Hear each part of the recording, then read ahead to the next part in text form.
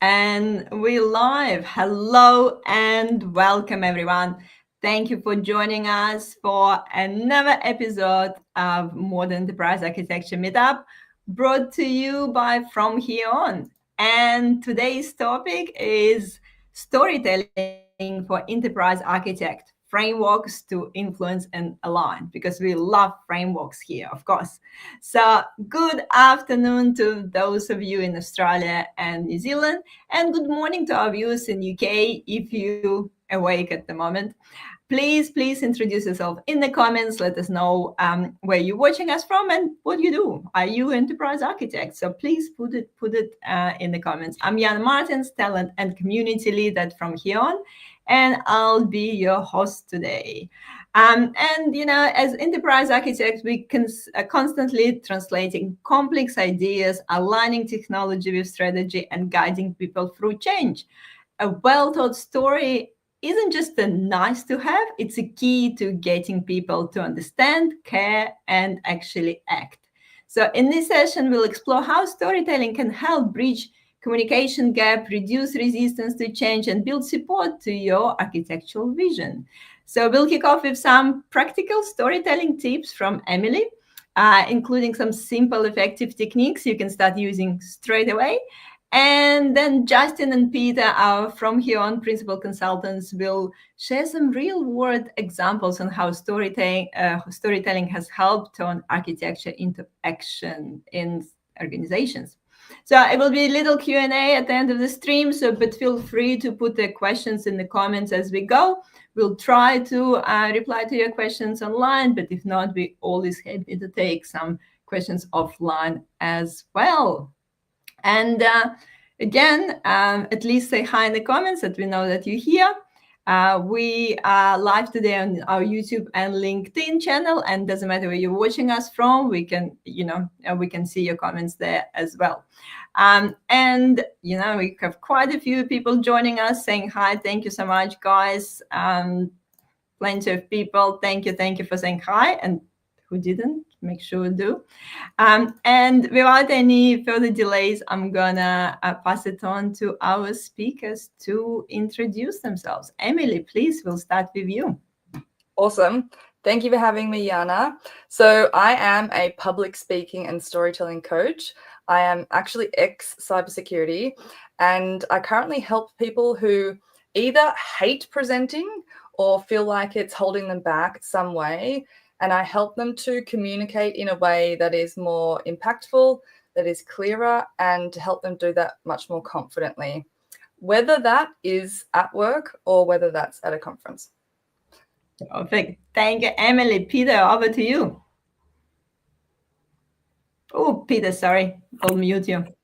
There you All go. good. I'm Peter Stein. I'm a practicing enterprise architect and currently non-practicing trainer in process management, business architecture, and enterprise architecture. I've been with From Here On for about 8 years, since 2014, when it used to be called Enterprise Architects, with a short break in the middle. I love abstraction and understanding how things work, and I rely on that much more than I rely on memorization, which I've always found tedious.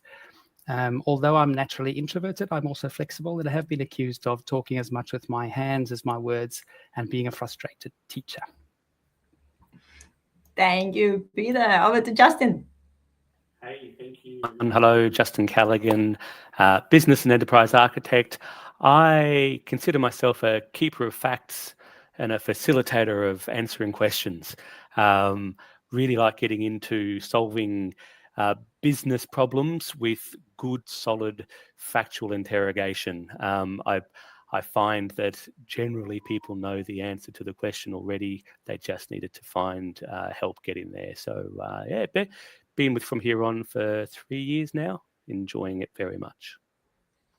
Perfect. Thank you. We have quite a few people joining us, some people from Germany. So, some people awake earlier just to join our live stream. Perfect. Thank you, everyone, for saying hi in the comments. Really exciting topic, and we don't have much time as usual. So we I'm gonna jump straight into some questions and tips.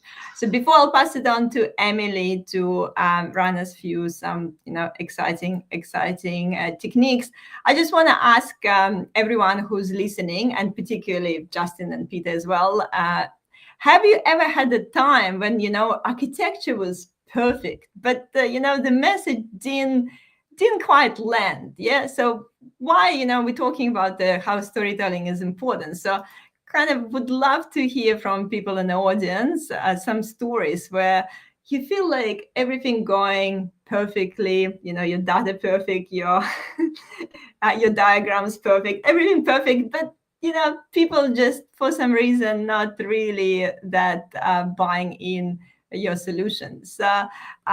Justin, do you have some, I guess, example of how storytelling been important in your practice?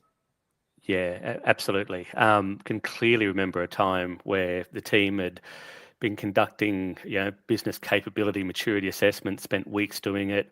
The work was thorough, clear models, well-defined targets. The heat map was exactly what you'd expect it to be.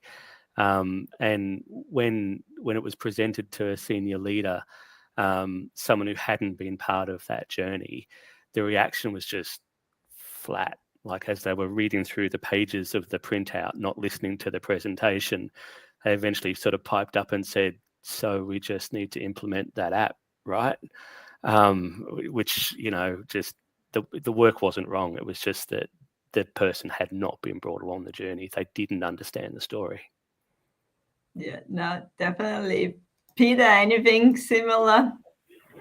Look, I've been the person in the audience who glazes over when too much jargon is thrown my way, and with no connection and no buy-in to what's being said. No matter how correct. To me, to explain something meaningfully, you have to really understand and be able to communicate it in a way that's relatable. To get through to me, I need to be able to connect, follow, and understand. So often I find architecture as important as the underpinning architecture. And for that, I find storytelling very useful. Yeah, definitely. I mean, you're saying it's a worst nightmare, to be honest. Been there.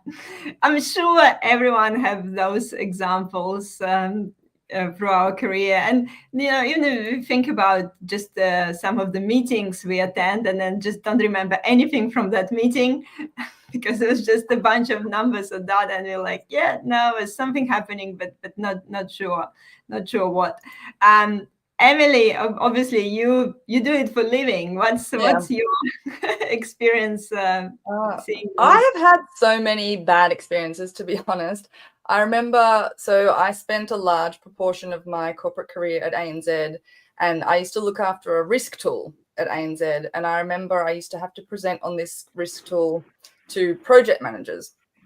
And the way that I would present would be I would go into the detail of the tool, thinking that was, what I was presenting on. It was an Excel toolkit. So I would take them through the different tabs, and every time we would change the tool and improve it, I would take them through the detail of what we had changed for them, the fields and all of that. And they never bought into it. Like they really never believed that it was something that was adding value to them. And I thought that was just because information security just wasn't that exciting. And then it all changed for me when I learned the art of storytelling. I remember I was on level 36 at 55 Collins Street, and I saw a story. I saw a TED Talk. It was the Simon Sinek TED Talk, and I've spoken about this many times. Start with why. And I remember I sat through that whole TED Talk, which was about 18 minutes. And I remember at the end of the TED Talk, I was so inspired to do something differently. So his whole TED Talk is about this golden circle concept. And so straight away, I went into action mode and I found the golden circle on Google and I printed it off and I stuck it to my desk because I wanted a reminder every single time that I was interacting with people, booking a meeting, thinking about something, to start with why. And I remember that particular TED Talk had a really profound impact on me because, number one, I was thinking about all the instances that I had sat through previously, 5 years at university, lots of corporate presentations, where I had never been motivated to take some action. Had I been told to do something differently? Yes. But had I been motivated to act? No. And so I remember thinking to myself, number one, how did this guy do that? I have to figure that out. And number two, of course, could I replicate that? Like once I figure out what it is. And everything, as I started looking into it, led to storytelling. And as I started to learn the art of storytelling and apply it, I found that it was so much easier to resonate with people. Like people would come up and, when you're presenting and people say like, that was a good presentation, great. But you get such different comments when you share stories. People will say like, I totally get it, or, oh, we have to change what we're doing now. So I found that it was so much easier to relate to people. It was so much easier to get buy-in. And in fact, I feel like the success of my business is built upon the fact that I know how to turn things into a story. So I feel like my business has survived the pandemic, probably because I've used the art of storytelling. And I like that you highlighted the fact that you just thought that the cybersecurity is boring, and I think that's something that's a lot of tech people going through. We just think like it's just boring, like it's just information, data, and we can't make it exciting. But hopefully, after today our today discussion, everyone who watched get a bit of inspiration and realize that actually, not everything can be exciting. You just need to spend a little bit time to spice it up. So Emily, and yes, over to you to give us a little bit overview of your main storytelling tips before we go to some examples. Yeah, sure. So before I go to slides, I just wanted to share a few things. I don't want to bore everyone with death by PowerPoint. So the most important thing to start with is why storytelling is so important. And I talk a lot, and I want you all to think about this comparison of information versus stories. Because moving forward, I want you to not rely as much on just sharing information. And I want you to try and see if you can use the art of storytelling more. So starting to think about this difference between information and storytelling is really important. Now, based on all my research and also all my experience using stories and helping clients with it, there's really three key things that storytelling does better than information. So number one, and I mean, none of this is probably going to be very unheard of for people, but it's really important to keep in mind. So number one, a story is far more relatable. Now, when we're talking about architecture, which can be quite complicated and quite technical, especially if you're presenting to people that don't have that same level of understanding, if you can humanize what the architecture will help with, or whatever it is that you're communicating, every human can relate to another human. And if you have humans in your story, it makes it relatable straight away. So you want people to quickly understand whatever it is that you're talking about. And stories definitely do that. It's also why, if we think about our purchasing behavior, we like to go to user reviews. Or maybe we ask someone who has a particular product for the actual human experience with a product or a tool, rather than just going what the company says. So secondly, a story is also more memorable. Far, far more memorable than information alone. Now, you might think, I don't actually want to be a memorable speaker. Like, that's not on my agenda. That's fine. It's actually not about being a memorable speaker. It's about having a memorable message. And it's not so much about having, like I have a dream speech in people's mind, decades down the road. But if you're sharing information with people, whether it's a formal presentation, whether it's to a committee, whether it's to your boss or colleagues, you need that information to stick in the person's mind in order for it to be useful to them. So if we have a conversation and everyone forgets what I've said, straight away afterwards, that's not useful moving forward. So to be successful in any role, you need what you're sharing to be kept in people's minds long after. And also that helps with that shareability aspect. So if people listen to you speak and then they can share it with someone else, that is extremely powerful. One really interesting thing that I've come across as I've been researching stories over the last sort of years was the world record holders. So I don't know if any of you here geek out on things like the Guinness World Records, but I looked into the Guinness World Records for memory champions, and I sort of stumbled across these people that have tried to remember the number of digits of pi, which is that weird number that never ends, 3.142 something. Now, just for a moment, humor me, all of you on this line and everyone dialing in, have a think about how many digits, random digits, you could remember in a string if you tried to. And I'm curious even to get your responses, Justin, Peter, and Yana. Like, what if you tried to really hard to remember? How many do you think you could remember? 7. Okay. 10 for Justin. I guess if I'll try hard, I'll do 10. Peter, Pi, you're going to take Pi it to another level? 3.1415927. Oh, very good. What do you think, Peter? Are you similar or? Yeah, if there are patterns in it, I'd remember it a little bit more probably, but just memorizing off that kills me. Yeah. So the person that is actually the current record holder, legitimate record holder, has actually memorized 70,000 digits in correct order. And yeah, that's not a glitch there. 70,000 digits. Now, that I think took the guy about 24 hours to say out loud. So it's a ridiculous number. Now, the reason I'm even sharing that is because this guy, if you look into his history, he actually doesn't have an amazing memory. And in fact, I know another memory champion in Australia, and he also said he had a terrible memory. But they've been able to teach themselves how to remember things. One of the key components is through the art of storytelling. So they take digits and they apparently create characters out of them, whether they're animals or people, and then they get those to interact somehow so that they're sort of joined in groups, and then they put them in a memory palace, and then they visually remember these people with this chain of events, which is exactly what a story is. So if it's good enough for a memory champion, it's definitely good enough for you in the corporate world. So we've got the memorable bit.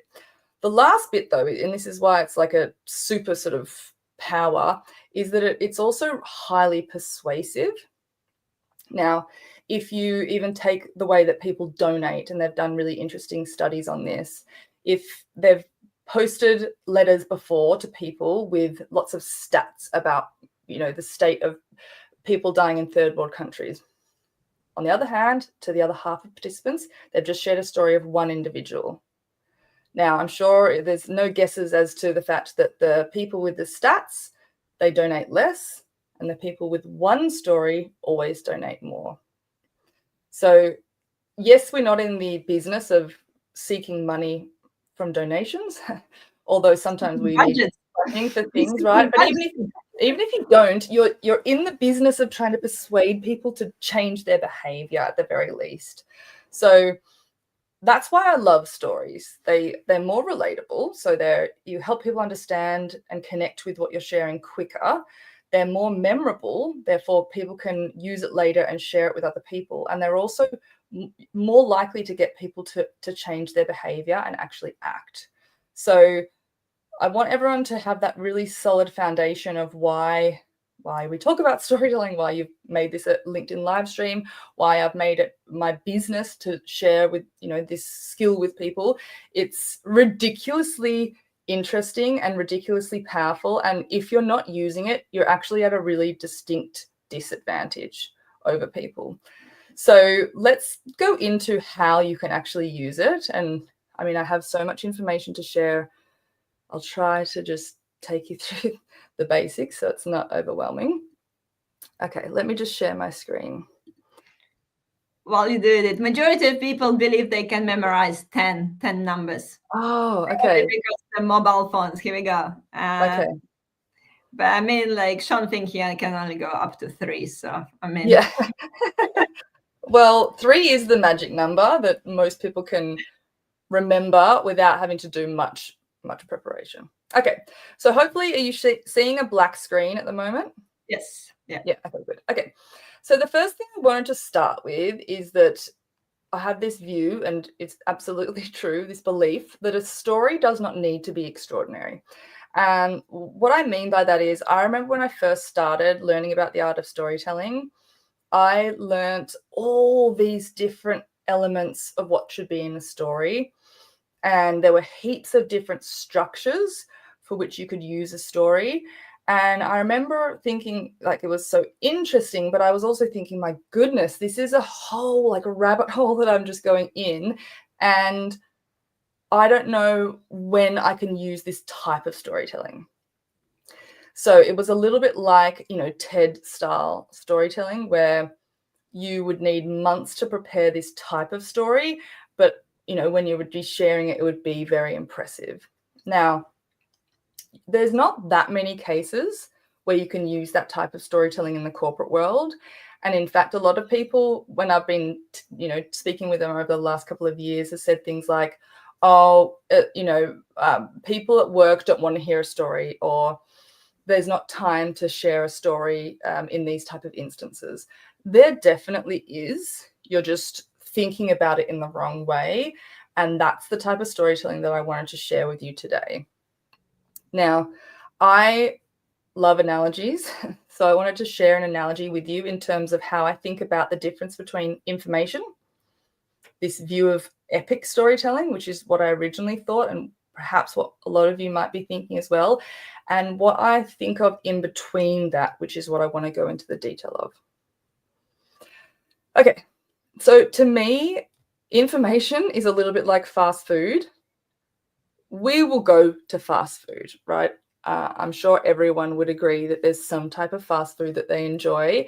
However, I'm sure we would all acknowledge that fast food, like, it's cheap and easy often, but it doesn't really make you feel good afterwards. Maybe directly afterwards, yes, but afterwards you feel a bit sluggish.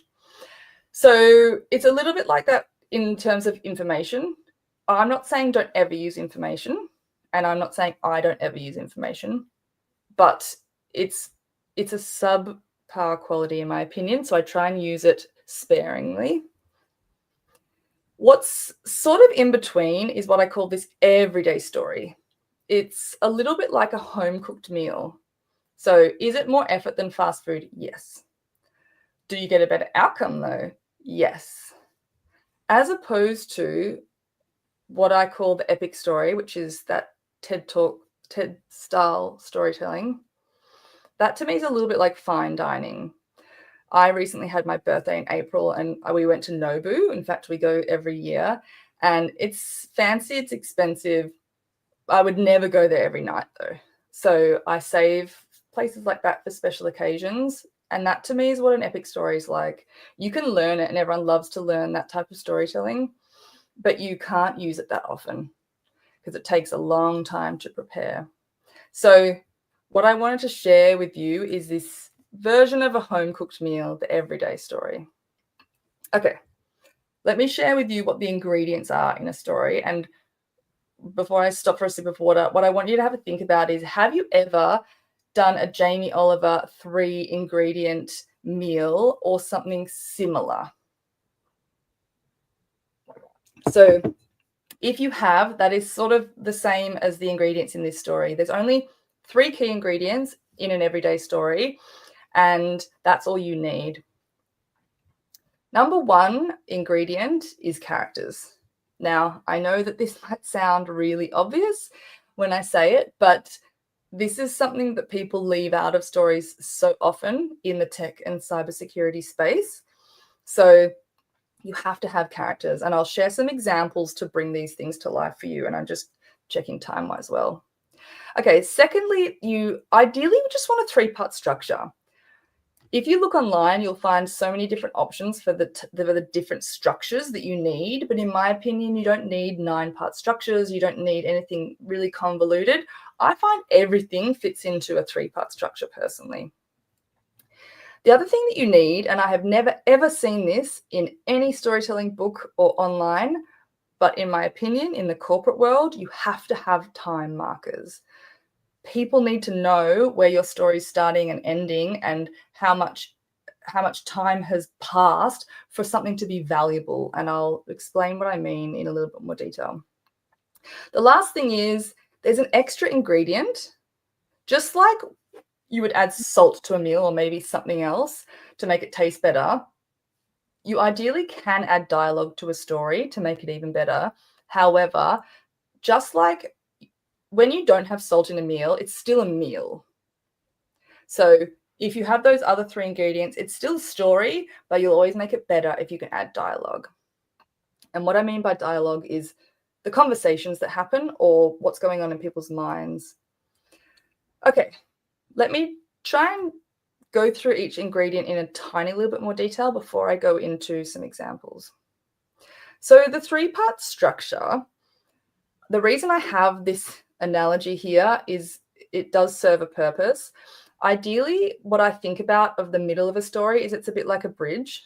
So hopefully this picture stays in your mind moving forward when you think about the structure, because generally, if you're talking about some sort of transformation and you're wanting to share a story around that, you have the beginning, you have the middle, and you have the ending. And the middle is generally the bridge that gets people from one point to another. And generally, the start is the problem. There's some action and you get some benefits. And they're all connected. That is literally what defines a story and makes it different from information. Information's all discrete, whereas a story is all connected. Like something happens, which leads to something else, which has an end benefit. Okay, secondly, characters. Now, a couple of things and really important implementation things to keep in mind. Ideally, you want to name a character. That's the best way to make something really relatable. However, in corporate world, you might have a key character as a group of people. So it might be that you have an architecture, some sort of strategy that's going to help certain character groups, like the customers or the bank, get some outcomes. Now, you don't have to name always a bank employee or a customer. You can just talk in groups, and that is fine. Sometimes you can make the audience the central character, and I'll share an example of what I mean by this. Ideally, you don't want any more than 3 characters because it gets a little bit too confusing after that. And then, sounds super obvious, but you need them to be doing something. Your story can't just be about characters and you sort of mention them at the start and then the rest of the story is just about tech. People need to be mentioned throughout the story for it to really include characters. Okay, time markers. A story could span seconds, minutes, hours, days, weeks, months, years, or even decades, especially if we're talking about, like in an interview, if you're talking about your career history sometimes. So people that you're sharing a story with need to know how much time has passed. So I always say to people, start a story with a time marker. And then if you're moving forward in time, share the time that's passed. So as an example, if you're wanting to go back in time and talk about why a strategy is needed and you're going back in time, 2 years ago, and then you're talking about at the moment, make sure people understand, okay, so now this is happening. And then in a year's time, we expect. So at least everyone's very clear that we went back in time to share some context. Now we're coming to today's date and then we're future pacing. Okay, so you've learned the 3 ingredients. One other thing I thought was really important for you to understand is that there's really 2 key scenarios that you can turn into a story. What I mean by that is there's 2 types of information you might share that you can easily turn into a story. One of them is work that's completed. So think this is stuff that's already happened. Now, if you're wanting to share something and showcase the value of what your team has produced or just what you have produced, that would fall into work completed. On the opposite end of the scale, there's work proposed. So something that does not exist yet, and you're wanting to propose it, some sort of architecture, a tool, a process, a strategy, an idea, something like that. So what I'm sharing can relate to either of these 2 scenarios. What I'm going to focus on is work proposed, because I think when we were chatting before with Yana and the team, that was deemed to be most applicable to the enterprise architecture space, but I did want to share it for completeness. Okay, so how do you turn information into a story? I'll quickly share before I give you the examples, and I know I'm tiny little bit over here. So Yana, if I do need to stop, just jump in, because I can't actually see you guys at the moment while I'm sharing my screen. So number 1. 3 minutes for your story. Keep going. 3 more minutes to share the story. Yes. Okay, good. Okay. So number 1, if you're wanting to use this process, ideally you'll have something that you're wanting to share. So whether it's a strategy, an idea, a piece of architecture, a principle, a framework, whatever, you have your information. That essentially is already the middle of the story. It's the bridge. What you probably might not have shared yet is the before and the after. So step number 2 is to think about, what's the start of the story? What came before this? What's the need for this? And what comes after? The third bit is to then make sure that you've got all the ingredients. So make sure, have I got characters in here? Is there a character that is facing a problem at the start? There's always a character that faces a problem, by the way. It's just figuring out who that is. And then generally that's the same type of character at the end, but they're getting the benefits. So identify and make sure you mention who they are, and put in time markers. If you can, that extra ingredient, salt, is the dialogue, but it's not necessary. Okay, one really important thing to keep in mind that people get wrong, and a big misconception, is that the middle is the most important part of the story. Like, what I'm presenting on and sharing is the bit that everyone needs to hear about. It sort of is, but it's actually about the transformation that's going to give characters that's more important to get across first. Let me bring it to life with some examples. Okay, so I'm going to share 3 quick examples for you. One is a client that used this when she was trying to explain something around open banking. Number 2 was when I was asked to share the proposal for a storytelling workshop. And then number 3, I thought it would be interesting if I tried this out for what an enterprise architect actually does. So let's go through them one by one quickly. So open banking, I remember years ago, and this actually was at ANZ, where a client was wanting to share information about open banking. And this was years ago now, before open banking even came in. And they were going to share it in an unconference. And when they came to me and showed me their presentation was full of the middle. So what I mean by that is it was full of open banking. It was full of the different timelines and the milestones of that particular project and the real nitty-gritty of the details. And what I said to that person was, we need to find a story to bring this to life. And so they decided that they would come up with this hypothetical version of Bob and try and bring to life, what is Bob doing now? So the beginning of the story before open banking, and what will Bob do after open banking to help people understand the difference. And they literally just said, like, at the moment when Bob's trying to compare banking products, he can't do it very well. And I think they showed a few screens. This is what it looks like. In the future, when Bob's going to be comparing banking products, it's going to be really easy to see between different companies, and therefore that's going to really impact competition moving forwards. Now, that was really eye-opening for people because they hadn't quite understood what open banking was before that. And people said that they were able to then cascade that really simple explanation to other people that couldn't attend that session. So that is one example where the art of storytelling was used to share something that was proposed and not focus on the middle. I'll give you another example. I was asked to give a 60-second video to promo a storytelling workshop. Now, I assumed they wanted me to talk about what was in the workshop because they said we need to make sure people actually turn up. And I thought, no, I'm not going to share the middle. I'm going to share the before and the after because that's what's going to influence people to come. So this is what I recorded for them. Hey guys. Do you communicate in a way today where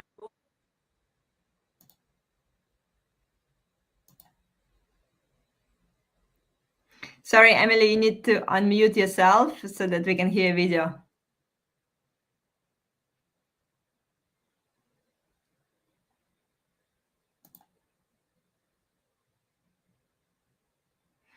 Emily, you're still muted.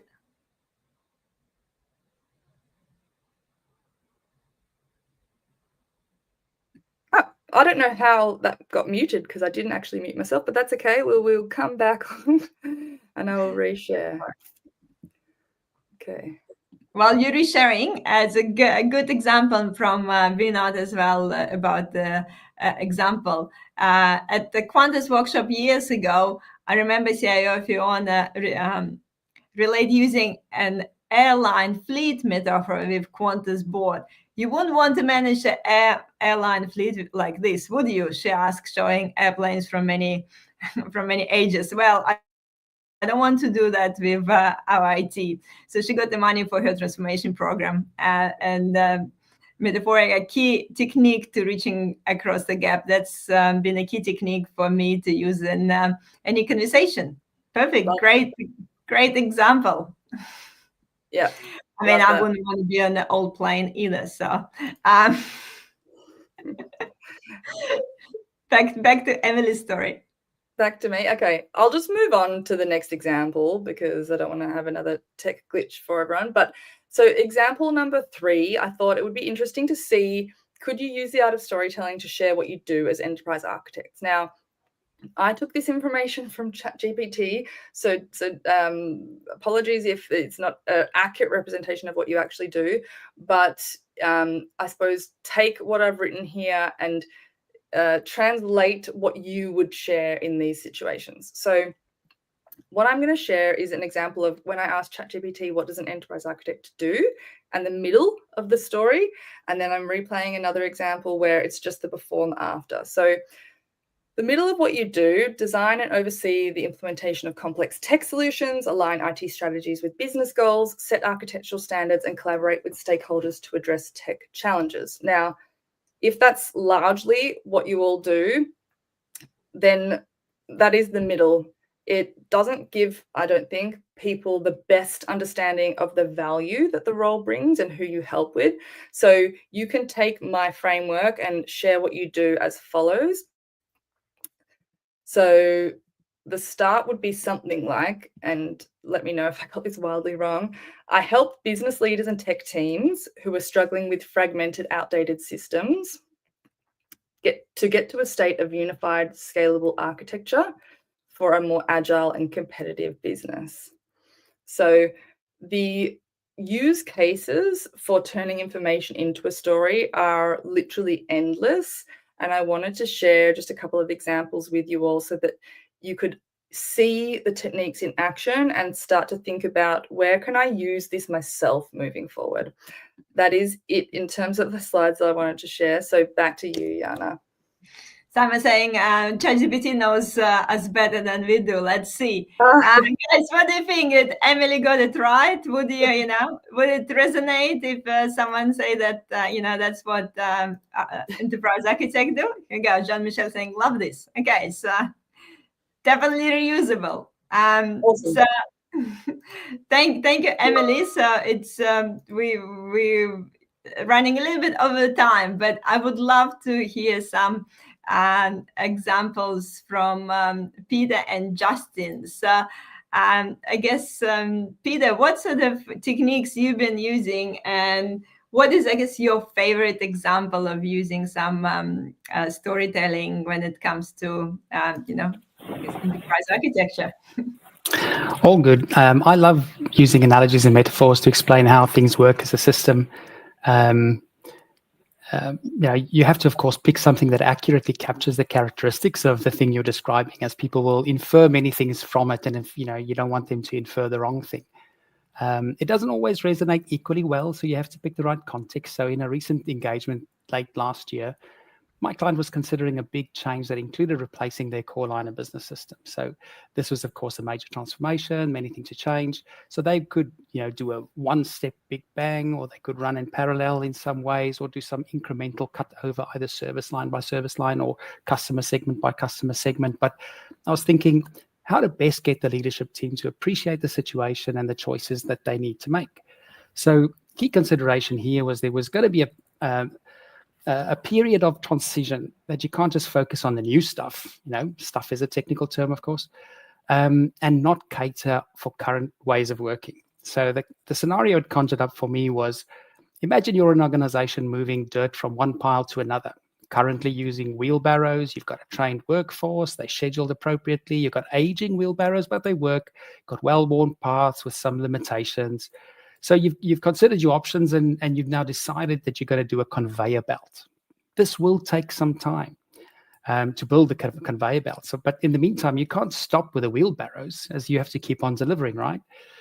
So in a year's time, your wheelbarrows may need upgrades and replacements until the conveyor belt is up and running. But you probably don't want to overinvest in some autonomous wheelbarrows or nuclear wheelbarrows or something like that, because you've chosen your course of action. So there will be a period of transition where both mechanisms will be going, and you need to look at how best to make the transition. Are you going to put only some stuff on the wheel, what are you going to leave on the wheelbarrows for now, and what are you going to do to test it? And in a resources environment, I think that might work well. But in this case, the organization was a state government social insurer looking after people impacted by transport accidents. So what we did is change the context, but essentially kept the story the same. So we leveraged the example of the London city planners at the turn of the 20th century. They'd been planning to cater for handling millions of horses in their growing city, but hadn't planned for cars. But they were looking at how much stables and how to manage manure and all of those kind of things, rather than plan for new automobiles. So we had to use that image of transitioning from horses to cars, appreciating that you'll have to have both cars and horses on the road. And while you had to go ahead and create the laws, building petrol stations, more modern roads, road signs, and all of those kind of things, while still having horses on it, this all helped them to appreciate the complexity, realize that it would take time, decide whether they could actually wait, and would it be practical to do a big bang versus having this dual world kind of thing, and plan a practical course of action. How did you go in this presentation? Did you feel like people was, yeah, I get it now. I don't want to use horses for that longer. Yeah, it's just an appreciation of it, and then it helped to make those trade-off decisions. It wasn't the core focus of the whole delivery, but it certainly helped to paint the picture and set the scene. Can I add something before you transition to Justin that I think will help everyone that's listening? There's 4 different types of buckets of stories that you can share. So Peter's done a really great example of a hypothetical story. So there are 3 different other options that you can consider as well. One is a personal story, and I think, Justin, you gave an example of that earlier. So you might have experienced something going well or something not going well that you could share to bring something to life. Then sometimes you have someone else's story that you could share. A third option is something from the public domain. And then a fourth option is a hypothetical version. So a hypothetical version could be like an analogy, or it could be a hyper-realistic example, but it hasn't actually happened yet, because you're talking about something that will happen in the future. So I think it's important to keep those 4 buckets in mind, and some might resonate more with different people. Yeah, so I guess don't get stuck just thinking about, oh my God, I don't have a personal story about it. There's just so many ways to sort of source the stories and come up with stories. Justin, over to you. Like, share with us your favorite example. Yeah, thanks. I thought I'll stick with the theme of telling a personal story, and I'll share what was quite a formative story for me with you, which is sort of the one that really showed me how important storytelling was, and made me a bit of a convert. So I guess to set the scene for you, the ask was that we needed to help a client develop their digital strategy. Client was a care sector organization built around strong relationships with their clients, deeply customer focused, strong model of practice leadership. And as is often the case, new care standards had begun to sort of reshape the sector, and the leadership team recognized the need to sort of plan how digital would enhance their work. But digital strategy felt foreign to them, maybe even sort of contradictory to their core values. So it was apparent from the outset that introducing a predefined or sector standard narrative just wasn't going to fly.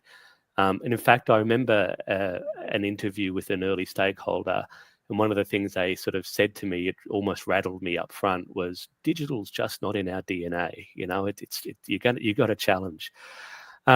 So up front, we tapped into that human centered design nature. We brought all the people together, frontline workers, team leaders, managers, even got sales and marketing and finance and HR and IT into the room. And we listened to sort of the practitioner journeys. And I was amazed how quickly common narratives emerged from that. And I realized then that I was actually the keeper and teller of their stories, not the author of the strategy, right? I really changed my mindset there. And their stories actually gave me currency that I needed to challenge that DNA assumption, because those practitioners weren't anti-digital. They were simply wary of solutions that didn't feel designed for their realities of care. So to tell that story, I needed some hooks, you know, the things to solve or the challenges to overcome. And I learned how well their moments that matter within their stories worked for this. So, for example, a client is feeling isolated and far away from family while they're in care, or a practitioner is trying to personalize care, but they haven't got the information that they needed. So that helped me bring emotion into those moments. And I learned that keeping that emotional thread through the various changing of the stories and the various changes of the phases of the project as we moved away from the HCD and got into the more technical work package definition sort of end of the engagement, that emotion was really important to carry through. And I didn't realize until almost towards the end of the engagement that their CIO, who was the sponsor of the project and I was checking in with on a regular basis, had stopped asking me about sort of the progress of the deliverables and was actually starting to ask me about how the stories were evolving and how are they going to be reflected into the strategy. So look, as you'd expect, the final strategy included all the usual architecture suspects. It had an investment roadmap and sector trends and strategic drivers and goals and objectives and well prioritized and interdependent work packages. But it also contained those stories as the spine of the strategy, not just as a section within the appendix. That the appendix is actually where the architecture model sat. And with the bravery of my newfound appreciation for storytelling in the final showcase, I pretty much stood back and I let the people whose stories had shaped the journey tell their own story. And I remember being so impressed how some of these frontline workers, multinational frontline workers who had never met these executives before, stood in front of their exco and gave their stories. And those stories weren't about a reflection of how the engagement was. It was a reflection, unscripted, of how the strategy had become a mechanism for them to tell their future story and told by them. It completely converted me. So yeah, that's my story. I definitely feel like everyone who's listening should be convinced by now that they need to at least try to do the storytelling at their next presentation. There is a question for Luke that I can't help to. I want to answer that first. He's asking, what if you do not have time in an emergency meeting for the beginning and the end of the story, especially if it's not a technical audience? ChatGPT it. Seriously, like just ask ChatGPT to come up with and then the beginning and the end, and then you will get better. You'll probably will have a pile of these stories. But Emily, probably. I would say, I mean, sometimes there's not really room for a story. So if you're on an incident meeting and someone's asking you for a specific fact, you wouldn't then say, let me go back in time and let me tell you a story or the background here. You would probably just answer with the fact. But one thing, if I'm reading between the lines of potentially what you're saying, Luke, is a story doesn't actually have to take that long. So you can quickly tell the beginning, the middle, and an end of a story in 30 to 60 seconds to explain that bigger picture. Generally, people need to understand where things started and where you're expecting it to end or where it has ended, so that they can have that context with which to process the detail that sits underneath that. So I would say, yeah, to answer it, just to summarize, number one, it might not need a story. Sometimes you just need to share the facts, but a story doesn't have to take ages. Yeah, and I think another thing, Emily, that I think you mentioned in a sort of different webinar before, but I remember about collecting the stories and actually have yes. like the pile of stories ready. So you Yep. don't actually need like kind of come up with a new story every time. You can have some good examples, and it could be well-known examples. It again doesn't need to be your personal ones. That just examples of a famous people that you can always use to explain particular situation.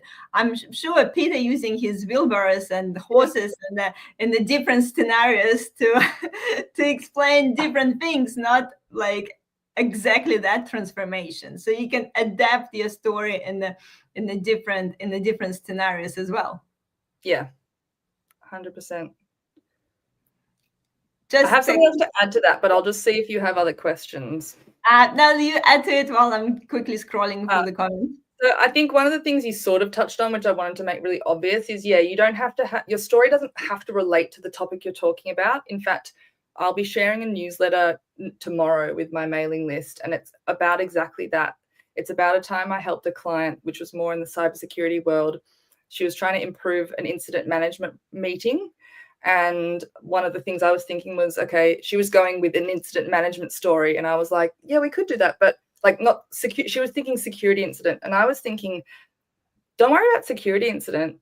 What's the most high profile case of an incident gone wrong? And I was just thinking about the Titanic, right? Like that is such a great example of where they were not prepared for an incident. They didn't have enough life jackets or life vests. They hadn't even practiced what they would do in the case of an incident. So yeah, and she was like, can you actually use a non-security related story in a security presentation? And I said, absolutely. So yeah, don't fall into the trap thinking that because you're talking about architecture, it has to be around architecture. And I'm actually curious, Peter, do you have a personal story library? Probably not written down, but in the deep recesses. You have like a few examples you pull through the memory for each meeting? Yep, I have some where people know me. I always have to apologize. Some of you may have heard this before, but yeah. But let's use I have a story library. If you're really into stories, everyone that is really into stories has a story library. Justin, what about you? How do you come up with the stories on the fly?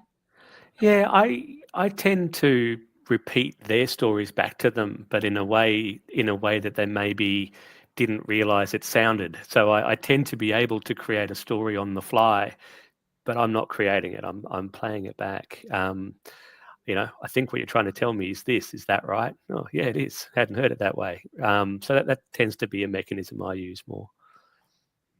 Yeah. And I concur that Peter does repeat his analogies.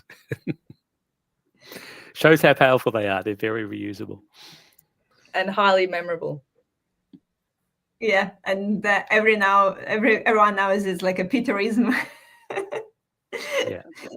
Yeah, and again, I think that's one thing that everyone probably can take from the session as well. There is no reason to overthink it, and as Emily said in the beginning, you don't need to come up with a fine dining every time you're coming with the story. Just keep the ingredients, have those few stories in your back pocket when you need to bring it to the next meeting, and recycle them with different meanings, different characters.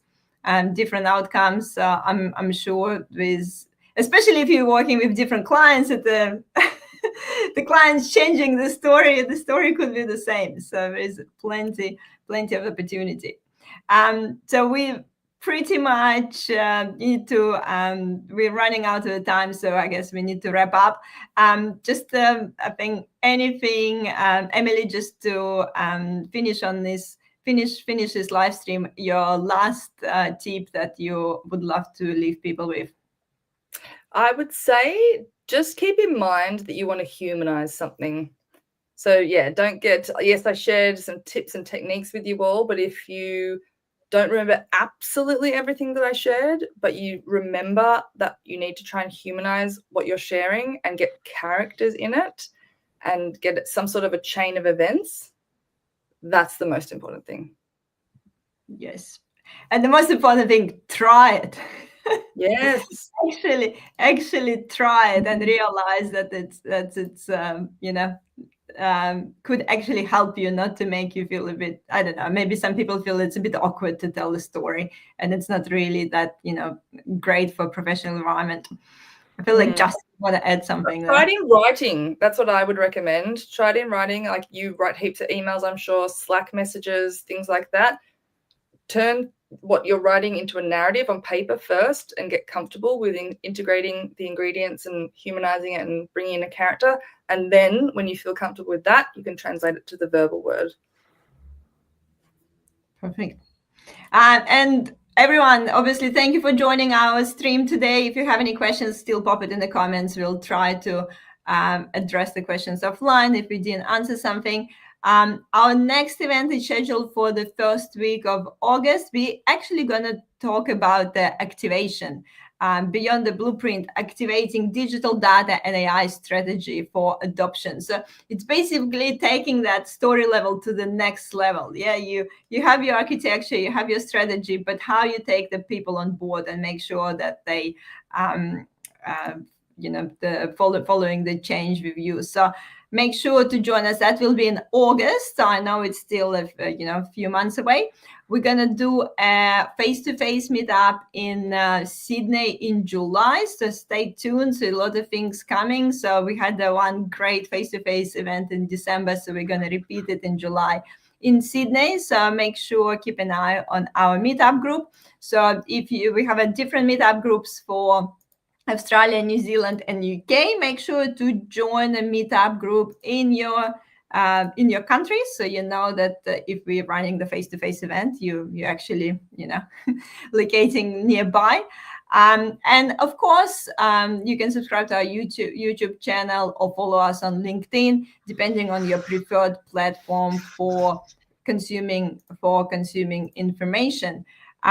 Also, if you are an enterprise architect looking for exciting new opportunity in enterprise architecture or data architecture as well, make sure to connect with me and make sure to tell me a good story. Yeah. Make sure to tell me a good story. And I'm always keen to speak with people in the enterprise architecture space. The best way is to connect with me on LinkedIn.